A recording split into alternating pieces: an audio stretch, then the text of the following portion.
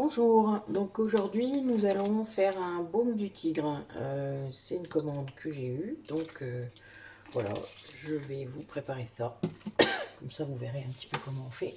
Ça est un peu plus compliqué que tout ce qu'on a fait jusqu'à maintenant. Mais c'est un baume, donc c'est un mélange entre des huiles et une cire. Et j'y ajoute des huiles essentielles spécifiques au baume du tigre.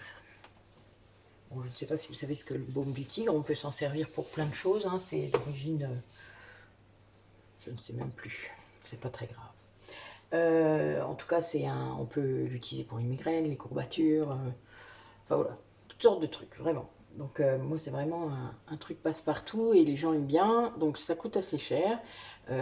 Donc la première fois que je l'ai fait, je me suis dit, je vais aller voir un petit peu comment...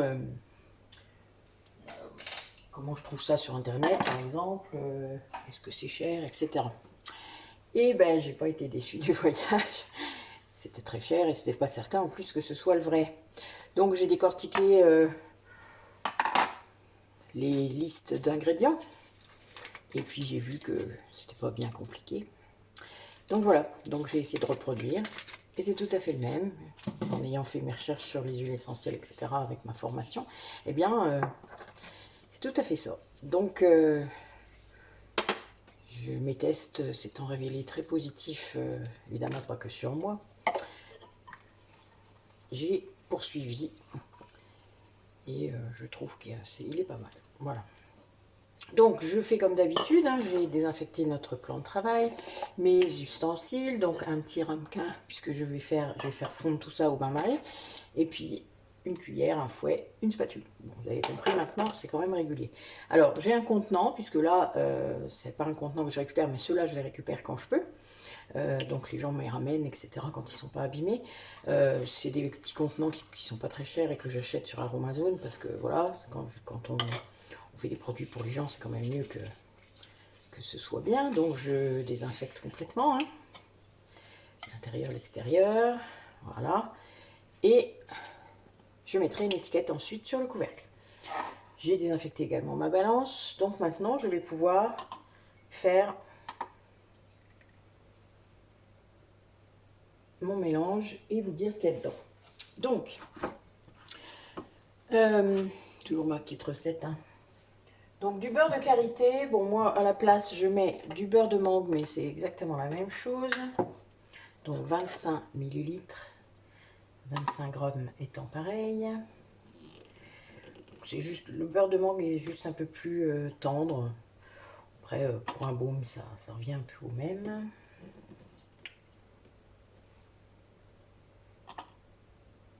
Il y a un petit peu de trop.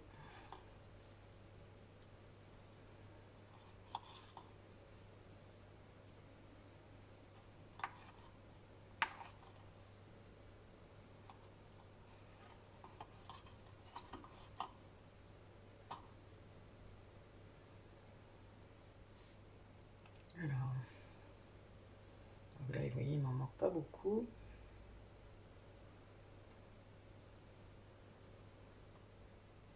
Voilà, c'est bon. J'ai mis 25.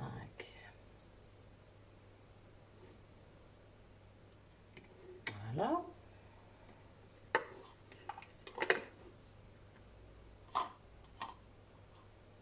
Ensuite, alors, donc là, normalement, ensuite, je dois mettre de la cire. Donc la cire, vous avez le choix. Alors moi, c'est selon les personnes qui vont me commander. Pour moi, personnellement, par exemple, j'utilise de la cire d'abeille, mais j'ai également de la cire de soja pour les personnes qui seraient véganes, hein. Donc aujourd'hui, on va essayer avec la cire de soja pour voir un petit peu, parce que j'aime bien tester des choses différentes. Donc là, il en faut 15 millilitres, donc 15 grammes.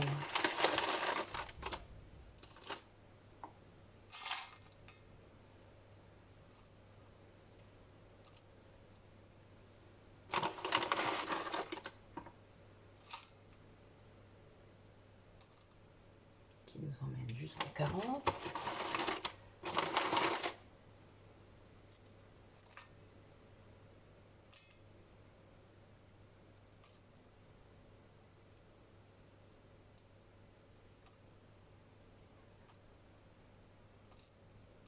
Voilà, 40 piles.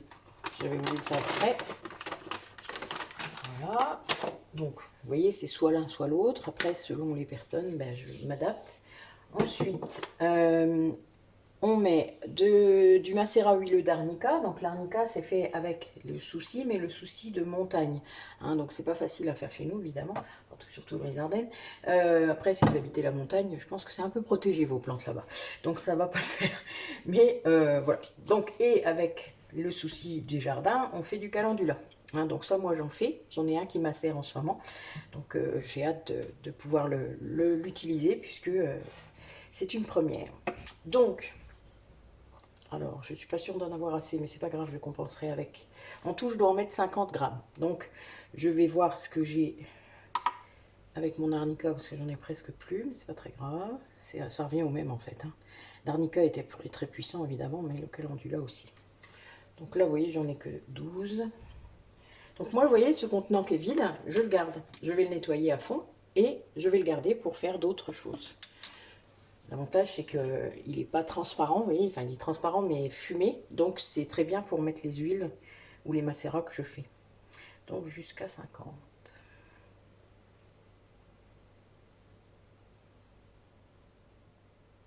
Là, on fait attention, on doit respecter. Voilà.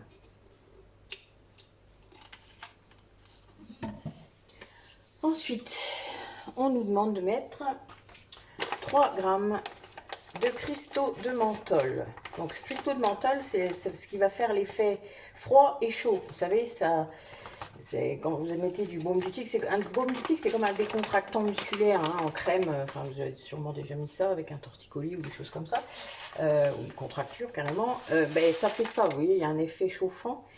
Eh bien, les cristaux de menthol servent à ça. Moi, j'en mets un peu dans mon dentifrice également, ce qui est très... ça fait... J'aime bien. Ça, c'est une préférence personnelle. Voilà. J'ai mis, vous voyez, ça représente vraiment pas beaucoup. Le paquet est entamé depuis très longtemps. C'est l'avantage de ça, c'est que c'est puissant. Ça coûte pas cher. Voilà. Ensuite, donc là, je vais pouvoir faire chauffer ça. On ne fait jamais chauffer les huiles essentielles. Donc, on les met après, quand le mélange est bien fondu. Donc, vous voyez, là, je vais me mettre sur mon... Alors, on le fait fondre, hein, vous voyez. Bon, le beurre, que ce soit de karité ou de mangue, c'est un peu long à fondre, hein, mais c'est pas grave. La cire d'abeille aussi, c'est assez long à fondre, donc faut prendre son temps. Ah oui, là, j'ai le nez au-dessus, je vous dis pas, les cristaux de menthol, on se croirait au-dessus de l'eucalyptus, vous voyez, quand vous faites une inhalation, ça fait carrément ça. Donc c'est déjà très... Et pourtant, j'en ai mis vraiment 3 grammes, hein, donc à peine sur 100 grammes, ça fait pas beaucoup. Hein. Et donc voilà, donc c'est vraiment puissant. Vous voyez, ça fond bien quand même. Hein. Voilà, je ne sais pas si vous voyez bien avec la lumière. Voilà. Donc on laisse fondre. Et quand c'est fondu, je vais mettre les huiles essentielles, donc je vous reprends après.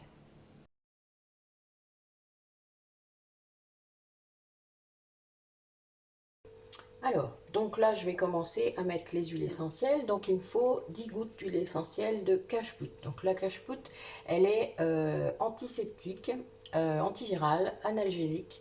Elle est très bonne pour les affections respiratoires, elle atténue les douleurs dues au zona et à l'herpès, puisqu'elle est antivirale. Donc, c'est très, elle est très bonne, très efficace. Donc, 10 gouttes.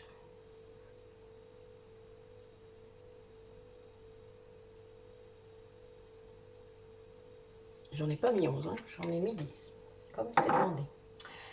Alors, l'huile essentielle de cannelle, elle est anti-infectieuse, donc comment? Elle est très bonne pour les rhumes ou le refroidissement, elle est anti-fatigue. Donc c'est vraiment, elle est très puissante également.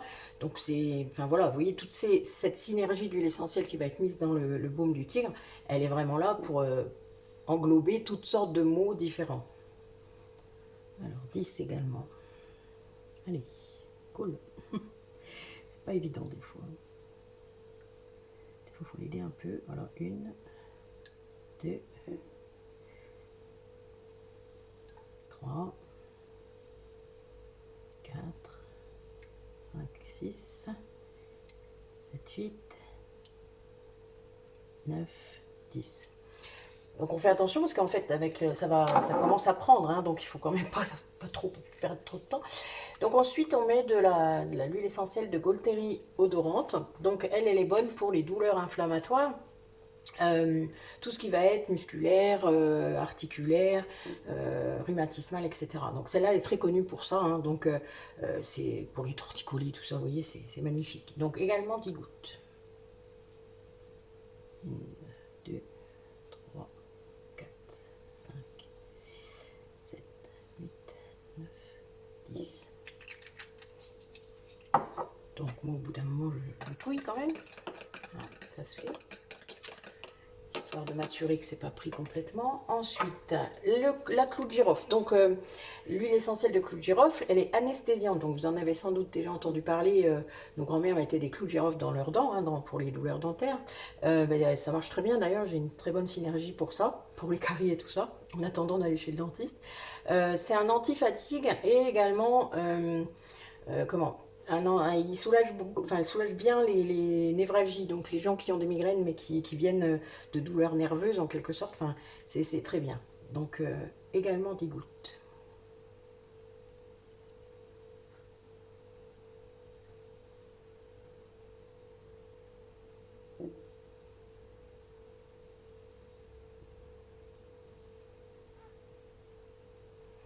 Voilà. Et enfin, donc 40 gouttes d'huile essentielle de romarin camphré. Donc le romarin camphré, c'est un antidouleur qui est très bon pour les douleurs musculaires, rhumatismales et menstruelles, hein. Donc c'est vraiment assez générique également, ça sent très fort d'ailleurs.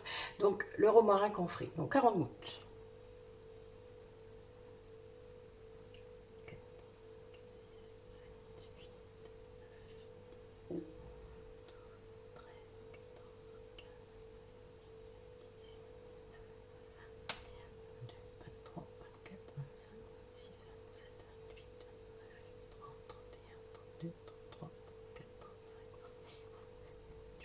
9, 40. Il y a peut-être eu 41 là. Pas grave. Alors, donc le baume du tigre que je suis en train de préparer, mais je pense que ceux que vous trouverez dans le commerce, c'est exactement pareil, sont interdits au moins de 7 ans. Hein. La plupart d'ailleurs des huiles essentielles sont pas bonnes du tout pour les moins de 6 ans. Il faut toujours vérifier avant de les utiliser. Vous ne devez jamais vous lancer sans savoir. Donc, bon, il y a plein d'endroits où vous pouvez trouver des infos, c'est pas le souci, mais bon, faites bien attention, et surtout quand elles se mélangent ensuite, il y a des interactions, c'est comme pour les médicaments, hein, c'est exactement la même chose, faut vraiment être très prudent. Donc, je remplis, moi j'aime bien savoir combien il y a dans mon petit pot, donc généralement c'est 100 grammes, donc là, je vais voir si je les ai. Oh, on y est presque, mais on va récurer. La petite Maryse est là pour ça. Bon, 98, 90, ça va aller. Je pense qu'on est pas mal. Voilà. Donc là, vous voyez, il n'est pas pris encore. Donc moi, je le mets dans mon frigo, hein, pour qu'il prenne. Ça va un peu plus vite. Mais je peux le laisser comme ça à l'air libre. Je le rebouche et on va faire la petite étiquette. Alors là, je mets une étiquette différente de ce que je vous ai déjà montré. Puisque là, c'est pas pour moi, c'est pour quelqu'un. Donc, je mets le titre de ce que c'est. Je mets également ce qu'il y a dedans, en tout cas au niveau des huiles essentielles, pour que les personnes puissent faire attention. Et je mets une date. Donc, pour un baume, c'est valable 6 mois, un baume à peu près. Ça peut être valable beaucoup plus longtemps. C'est à vous de juger la texture, l'odeur, etc. Mais je mets toujours 6 mois. Hein. Les crèmes de jour, je vous le disais, c'est 3 mois. Mais là, c'est 6 mois. Donc, alors... Un souci avec ces étiquettes, des fois ça n'écrit pas. Donc du tigre. Bon, je devrais pas l'appeler comme ça, hein, mais parce que la marque est déposée, je crois. Mais bon, en tout cas, vous savez de quoi ça cause. Donc,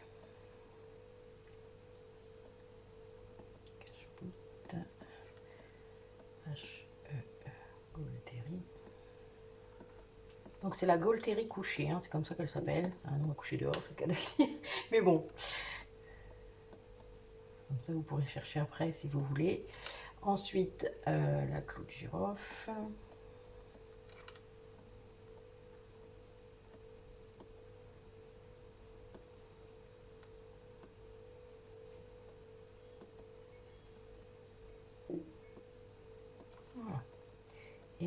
date. Donc nous sommes le 20, 18, 19. Donc 19 août, ça fera janvier 22. Voilà. Et je le colle au-dessus, comme ça la personne peut la mettre dans sa boîte à pharmacie, hein, par exemple. Moi, c'est ce que je fais hein, avec mes produits. C'est pour ça que j'essaye toujours de faire des produits qui sont bons plusieurs mois, parce qu'on ne l'utilise pas tous les jours. Hein. Voilà, donc moi je vais le mettre dans mon frigo pour que ça finisse de prendre. Je vous montrerai peut-être après, tout à l'heure. Ouais, je vais faire ça. Je vous ferai un petit bout juste pour ça. Et puis, écoutez, je vous dis à bientôt. Au revoir. Donc je vous avais dit que je vous montrerai le baume du tigre quand il serait pris, qu'il aurait passé un certain temps dans le frigo. Donc je le fais tout de suite.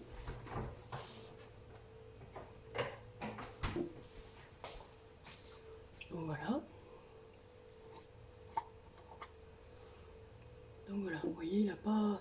Bon là, le calendula était un peu clair, donc d'habitude ça peut être un peu jaune. Hein. Donc voilà, vous voyez, on est... Oh, il sent très fort. Vous n'avez pas l'odeur, mais voilà, c'est vraiment caractéristique. Donc voilà, donc moi il est prêt. J'aurais plus qu'à le donner à la personne qui me l'a commandé, et voilà. Mais écoutez, bonne journée à vous, et puis à bientôt.